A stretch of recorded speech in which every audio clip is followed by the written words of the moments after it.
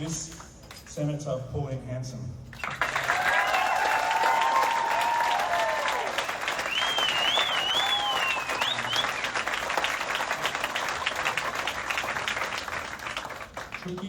Tristan from the Freedom Movement Party, the Freedom Movement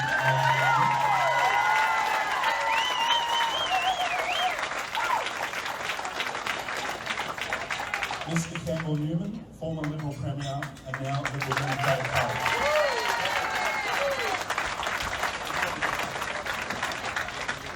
And Jason Miles from the Great Australian Party.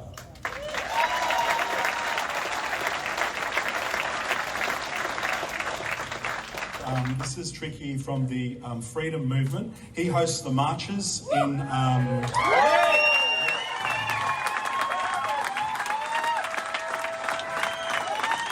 guys, how are you all doing today? Tonight. Do you have the red one or the blue one?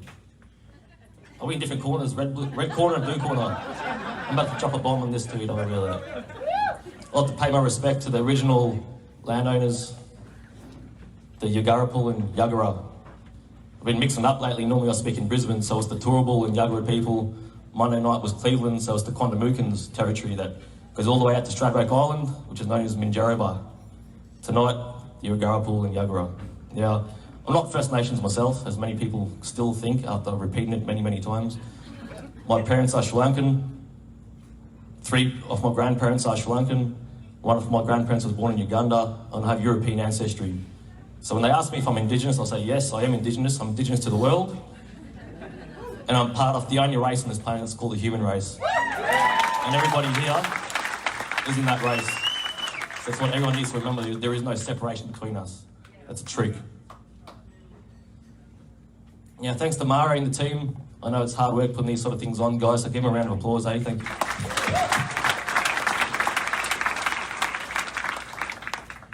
Now, I'm the odd one up out here, aren't I? Like, I'm not a politician, I don't want to be a politician. So I'm a bit out of my element here, but we'll get on with it. So, yeah, my name's Tricky. My son was rolled by his 12-month vaccines in 2016. Ever since that, I've been raising the awareness about the dangers of vaccines, because the media and government are complicit with their lies. They claim all vaccines are safe and effective, even this COVID-19 injection, when they're neither. Now, I'm not here, and I don't go around telling people not to vaccinate or not to wear a mask, okay? But my mission is to bring people together and encourage everyone to defend each other's rights to choose. And if we don't do that, our future generations will not have the right to choose. Their decisions will be made for them. Vaccinated people are coming to the rallies now. Some of them are wearing masks, and I welcome them in. I thank them for being here, because they're realising it's not about pro-vax, anti-vax. That's a coin termed by the mainstream media to create division. It's about overcoming differences and protecting each other's right to choose. And that goes forward to the future generations. That's who we're trying to protect here. About respect. Now, the Human Rights Commission is currently reviewing an Anti-Discrimination Act, and they're having public consultation sessions. However, every session until February is already booked out. And as I said on Monday night in Cleveland, it's not a public consultation if the public can't attend. And we know why they're full. They're legally required to have these sessions. All they need to do is get through. Their legal requirements are finished. The act goes on untouched, and we lose out. So TPR have launched a campaign to do 3 things. And our main focus is to include medical discrimination in the Act. And that's going to help prevent people from being discriminated against due to their vaccination status or mask wearing ability, for example. Now, we want to assist the public to put pressure on the HRC to host more sessions. Failing that, TPR will host a session of our own and invite the HRC to attend. If they refuse to attend, TPR will put on a massive public consultation session of our own. We'll ask the public what their real concerns are, and we'll take it to the HRC ourselves and make them listen to what we have to say as a representation of the people.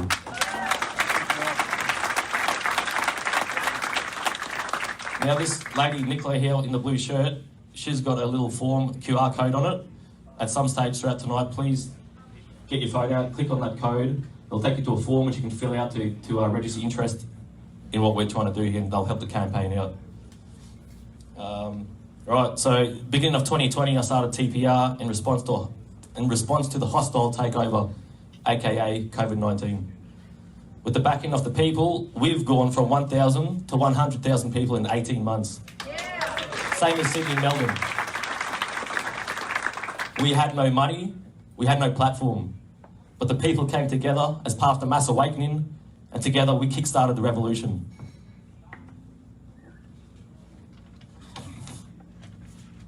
We had no money, we had no platform, but we've done something special together. Now, I want to warn people about politicians and parties that have had the money and they've had the platform and they've never been able to create anything close to this, to what we're doing, the people.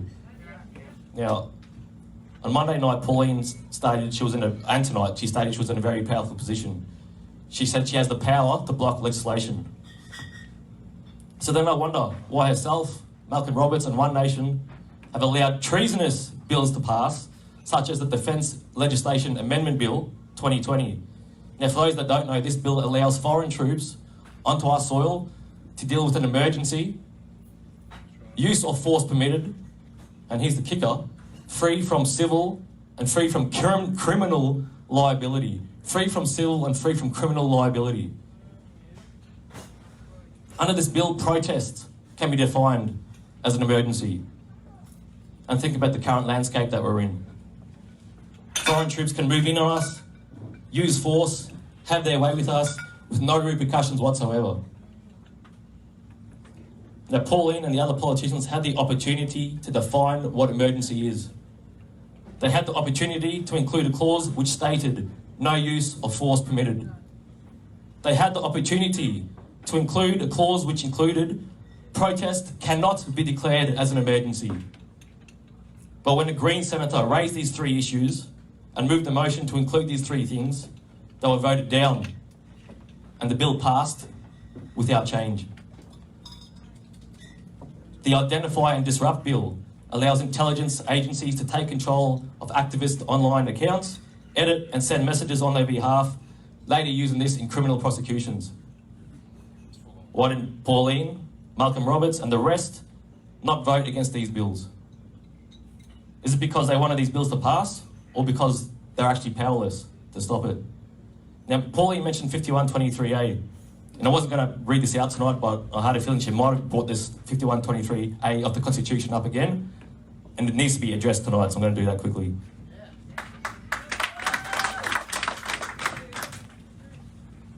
Now, it's Pauline's belief, I've heard Malcolm Roberts say it too, that this 5123 of the Constitution protects civilians from forced vaccination. Bullshit. It doesn't. It's got nothing to do with protecting people from vaccination. Now, my lawyers are all over this. They actually investigated this properly to actually find out what's really going on. In 1946, a referendum was held to extend the power of the Commonwealth to make social security payments. Documents from 1946 show that the doctors and dentists were concerned that they would be forced by the Commonwealth to be part of a national health scheme, and therefore were not going to support the amendment in the referendum. To placate the doctors and dentists, Menzies, who was a Queen's Counsel at the time, added the words in brackets so as not to authorise civil conscription. The voters in 1946 were told in the written material that the words to do with civil conscription meant that the doctors and dentists could not be forced to become officers of the Commonwealth. That's the line, pay attention. Officers of the Commonwealth, under a scheme to provide medical and dental services. 5123A has absolutely nothing to do with providing civilians protection against forced vaccination. And the fact that Pauline Hanson and Malcolm Roberts are saying it does is misinformation, and they need to sack their legal advisors and apologise to the Australian public because they've got it all wrong. You've got it all wrong, Pauline. I will give Pauline a chance to respond when Tricky's finished, if she'd like to. That's fair enough.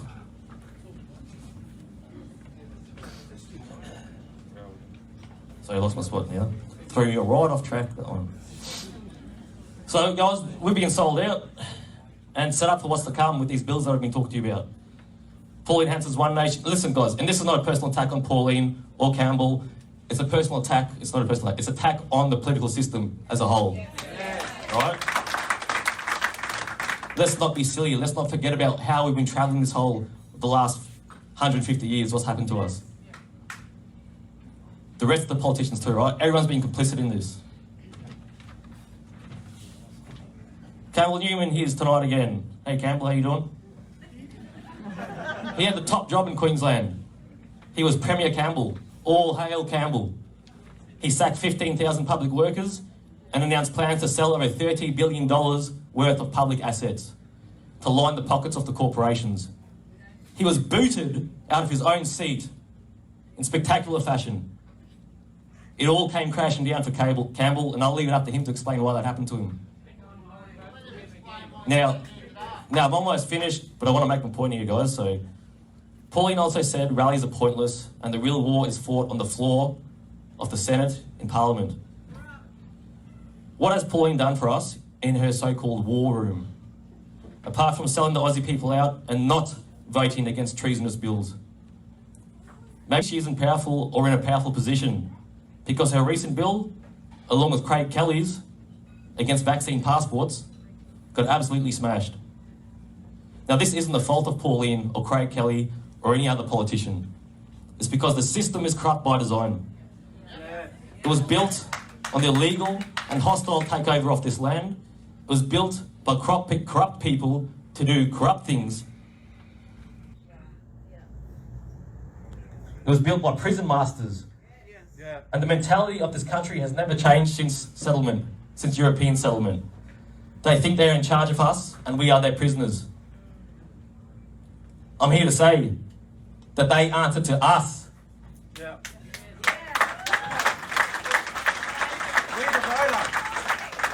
And the way forward is to tell them no. No more walk over us like we're nothing. We own them. They answer to us, not the other way around. We are the people. We have the power. Not them, not some politician. Us, we the people.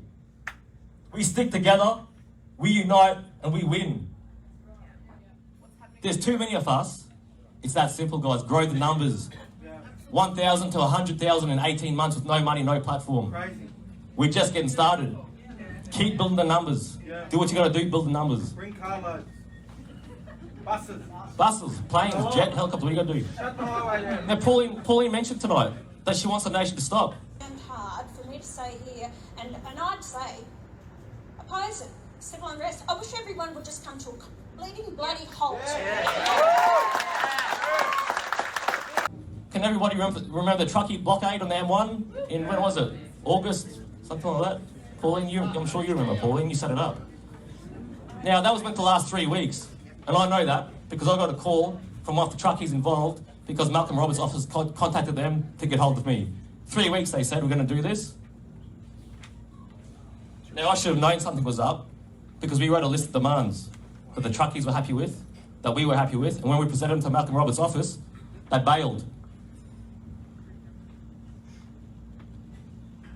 On the morning of the blockade, that we thought were going to go for 3 weeks and present a list of the demands to the government and have them met, Pauline decided to call the truckies off after 40 minutes and tell them to move.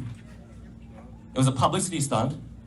She got the voters from our movement and she got a vote from the Australian public because she said, move the trucks, we have to let the Aussie hard workers go to work. How can you stop a nation if you move the trucks after 40 minutes?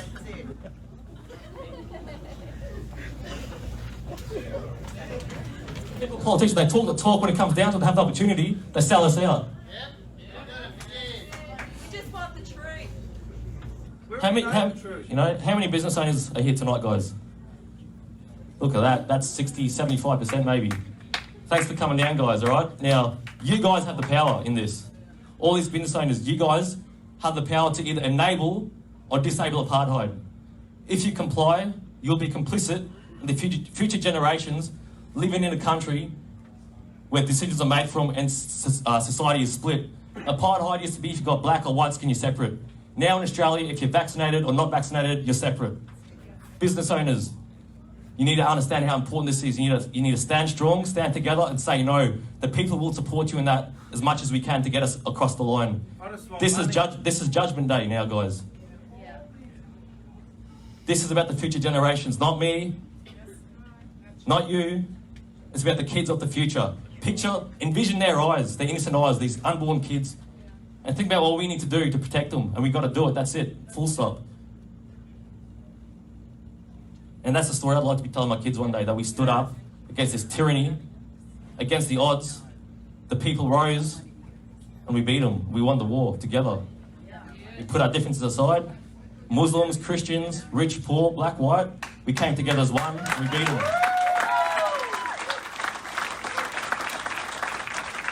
Now, I've hit the politicians hard today, and I want to explain something. There is an exception to the rule, as always. Jason Miles. Now, I haven't spent much time with Jason, but I get really good vibes from him. I think he's a decent guy, and he's trying to do good things. And I mean that. Not because I'm sitting next to him, I've got to go sit next to him later. It's the truth. He takes the time to reply to emails as well, and I can vouch for That's that. very kind of him. I'm up too. Michael O'Neill and Lola Lan. These guys are good people, and they're trying to do good things. And I'm happy to help these guys whenever I can. However, their ability to make change from within the current system is very limited. So I urge everyone, if you want to make change, look to no one else but yourself. Dig deep, work hard, and make sacrifices. For the livelihoods of the future generations, together, the people will win this war for ourselves. Thanks, guys. Thanks for having me up here tonight.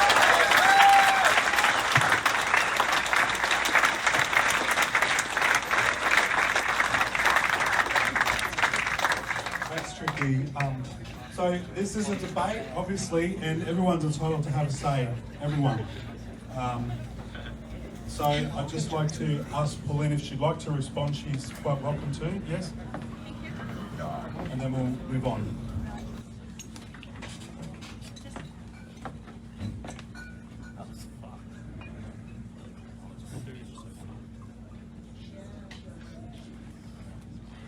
Right, just had confirmation about the bill that I was accused of voting for, which I didn't. I didn't say you voted for it. Right. Check the tape. It was I actually abstained from voting for that bill. Why didn't you vote So against it? Labor and the Libs voted for the bill. It was passed by Labor. Did you vote against So I didn't vote for the bill, right? you vote There was no choice. I'm not getting into a debate with you about it. You made out to the people here that I voted for it. And yes, you did. the tape? So I vote against the bill, didn't Pauline? vote for Then why the did you bill vote against at it? all. So So you abstained. You abstained from the vote. I abstained from the Okay. vote. Why? Apparently, I've Okay. just got the information Why did you now vote that I against it? abstained Pauline? from Tell voting. I don't know what happened at that time. Oh, you don't know what happened?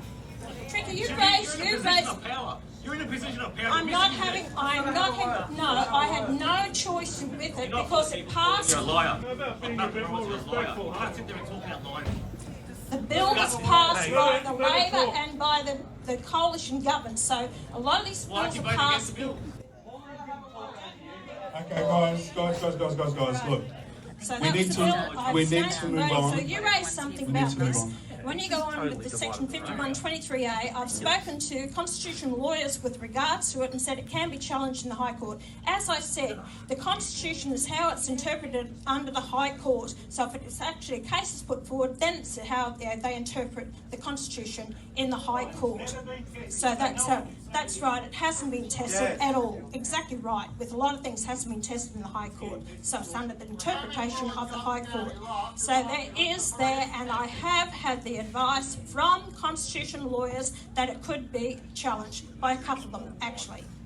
Now, the other point that, what's the other point that you made? What have we got here? Let me go to my list of Pauline Hanson. Oh, yes. Let's say about the truckies that I organised it. No, I didn't. Actually, it was a truckie who asked me to come down to the blockade to support them, right? It's not me. I don't need to get my face before the camera. I'm sick and tired of it after all these bloody years. So anyway, you're such a negative person to add it to. Yes, you are.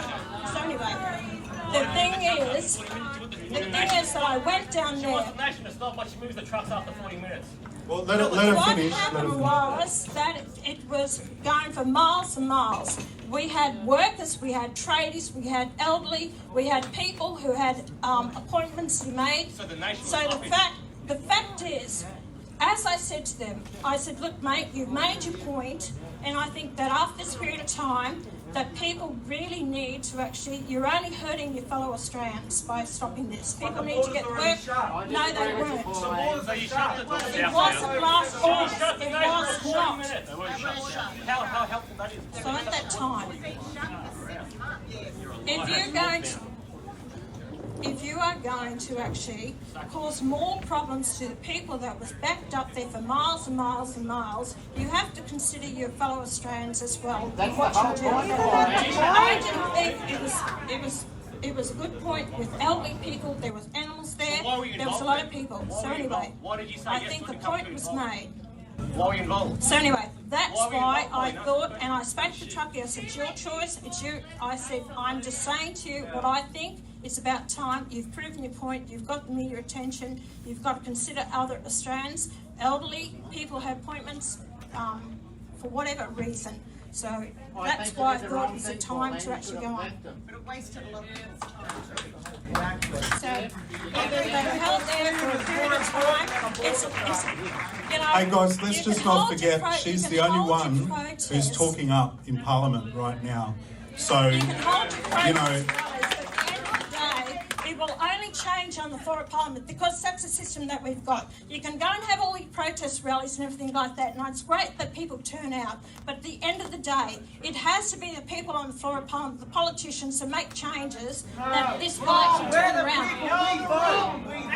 You vote, but you vote for who? You vote for people on the floor of Parliament. Yes, you do. At the end of the day, it is you. then. Pauline, when you had it's still you still have to vote someone in. You still have to have people. someone. You're frustrated. top I'm there. frustrated. What do you think? Do you think I enjoy doing this? But someone's got to stand up and voice their opinion about this. But it can only change on the system that we have. It can only be changed on the floor of Parliament. So when you have opportunities, why don't you vote against it? Okay. Thank you very much. Thank you for responding.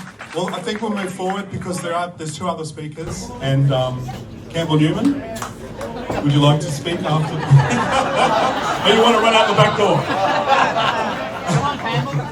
I'll give you a different mic. Thanks very much, Mario, and good evening, ladies and gentlemen. Is this working okay? Can you hear me down back? Can you see me? Probably not, I'm fairly sure. Can I start by acknowledging the traditional owners? I acknowledge Senator Hanson, I'm going to acknowledge you, Tricky, and Jason. My colleague Michelle, from the Liberal Democrats, who's just over here, my colleague is standing for the seat out here as well. But ladies and gentlemen, I acknowledge you for coming on this evening. There was someone out over the back there said, what's he doing here, a few moments ago? Well, let me just explain that. Yeah, well, I'm going to tell you, you just got to wait a moment, okay? So here's the thing. Yeah, well, Ipswich hasn't done very well with Labor for many, many years, but I'll move on. But Tricky said the politicians. Well, look, I'm not a politician at the moment. Yes, I'm trying to get back into office, but I'm a business person. I have been for the last almost 7 years since you good people did hose me from office. That was your decision. And I suppose for many of you here, I guess you believe the system works. But I'm here tonight because of what's happening in Australia. And I am incandescent with anger about what I see in this country. And I am sick with worry. And no one here on this stage this evening, or anyone in this room, has a monopoly on feeling like that. I feel it. I've had a gutful, and that's why I'm putting aside a great business partners I really love and cherish and enjoy working with. It's a profitable business. And I stress to you, by the way, I'm not on any government boards or condos, and I don't get a pension. For some of you think I get a pension. I don't get it. I support myself and my wife Lisa with my own hard work. So I'm here because I've had enough of the BS that we've seen for the last 2 years. Now some of you might think, oh, he's that authoritarian little bloke. Well, I'm actually probably the most anti-government people you've ever known in politics. You don't know that because you've heard of the mainstream media. Well, that's sort of the narrative for those who now currently work for Anastasia Palaszczuk gave you good fun. So let me just talk about the last 2 years. I don't recognise Australia. I don't recognise in Australia where you've got to use your QR code to check in. I don't recognise in Australia where a former Labor Premier of New South Wales said that people who weren't vaccinated should be denied hospital treatment in the public system. How outrageous is that? I mean, murderers and rapists who are in the jails, if they're sick, they get treated. So we're now saying the unvaccinated are worse than the common criminal? Serious criminals. Exactly. We treat people who've got... Yeah, exactly. Well, I'm one of those, but I'll take that rejection. And by the gosh, you're really keeping me from my double scotch. I can tell you right now. It was a good thing I didn't have one because I might have said far too much this evening. But I sense I have already. So there are a lot of things that have happened in the last 2 years that I couldn't possibly imagine would happen in this country. And it's now time to actually take a stand. So that's why I'm here. That's why you're here. So let's just talk about then a few things that we need to cover. We've seen an assault on our freedoms, which frankly are arbitrary, illogical, stupid. It's like we're little dogs being told to jump through hoops. 1 minute we're told that masks don't work. Next minute we're told that masks do work. Next minute we're being told to wear masks in our private motor vehicles. They banned a 4-plane flyover on Anzac Day over the Gold Coast, but they allowed a funeral to go ahead about the same time in Mackay. It's all about the politics of it, isn't it? And it's been illogical and crazy. Now, I have been actually supportive of vaccines in my life. I have. And I have been vaccinated, but just hear me out. And so is Lisa, and she doesn't mind me talking about this. We both had AstraZeneca, and I'm fine. My blood pressure's higher than it used to be, but I know that could be a re-emergence into politics and listening to drinking taking me down. But I'll tell you about Lise. So Lise had, for almost 30 years, had rheumatoid arthritis. And she was up to a point she was taking like 7 or 8 Panadol osteo tablets a day to keep the pain under control. But she went to a gym about 3 or 4 years ago, and under the care of a young man, very talented personal trainer, doing the right sort of weights, she cured her arthritis.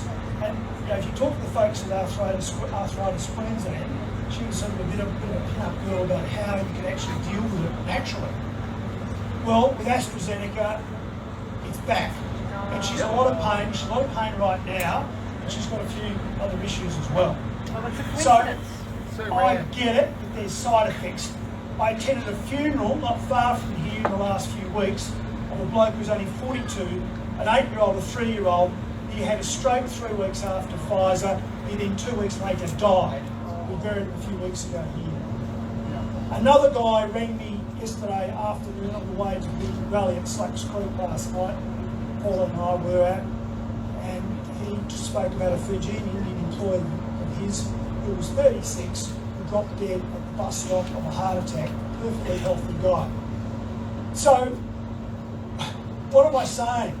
I'm saying that the idea that there are no side effects is just not true. There are side effects. Now, all of us as human beings have to weigh up the seriousness, whether we believe it or not, of the disease. We know there's pretty high survivability, by the way, we know that, versus the risks of taking these vaccines. So tonight really is not about vaccination or anti-vaccination. This is about freedom. This is about democracy. This is about what Australia is really about, because no one should tell you what you have to do for your own health. And that's what I'm here to say. So what do the Lib Dems think about this stuff? Well, we're against vaccine mandates. We're against QR codes.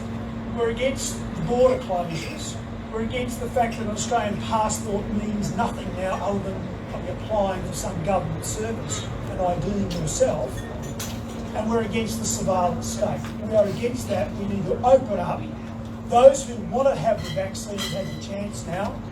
And if they choose to, that's their choice. And those who don't, like Pauline and many people in this room, that's your call. And I respect that. We should respect that. Why can't they just leave us? Absolutely. It should be.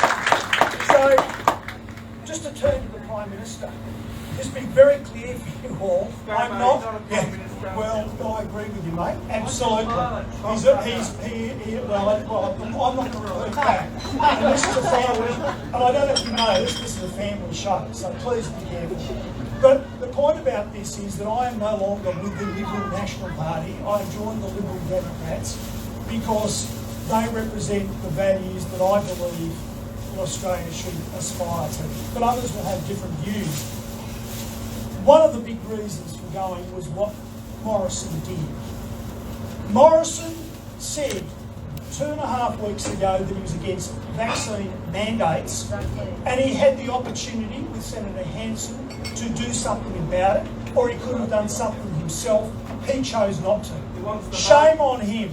Shame on him. He's all talk. He is Scotty from marketing. That's not the Prime Minister that I want to see, and that's not leadership.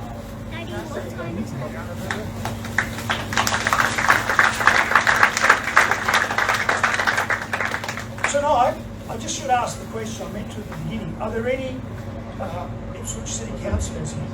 Just on that matter, can I say that we sent out 3 emails over here? Yeah. Three letters, very official letters, and we only received a response from the Mayor and one from Division 1 and one from Division 2. So there were 7, we didn't even get a response from 7 of them saying that they would come or wouldn't come. Not to mention many phone calls. So where are the state MPs? Where are the federal members and senators?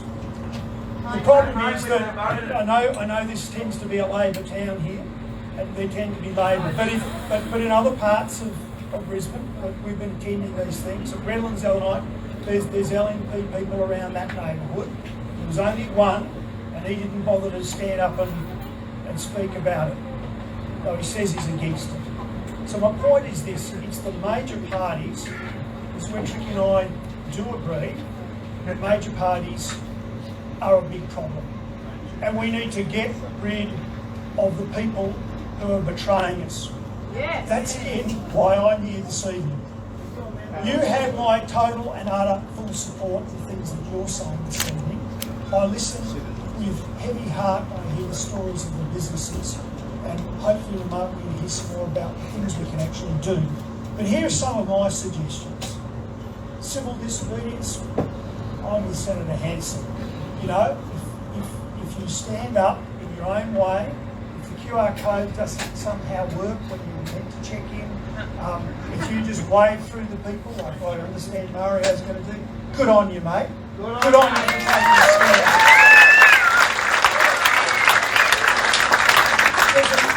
There's a man called the Red Union who spoke the other night at Slake Street in the Redlands. They formed the Nurses Professional Association of Queensland some years ago. Lisa's been a member for 4 or 5 years. It's a Teachers Professional Association of Queensland. They are standing up, unlike the other unions who sold out, they are actually standing up for members. They're forming a business union as well. Their umbrella is the Red Union. Look them up.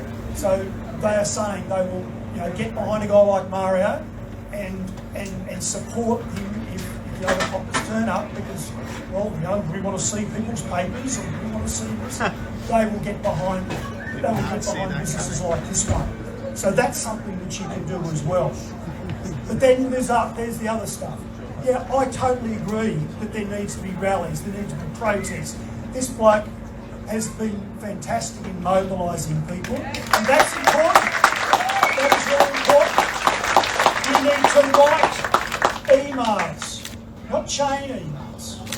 I'll give you a little secret. When politicians get a chain email, like a protest letter when they get 500 of the same letter, they just go, oh, it's a campaign.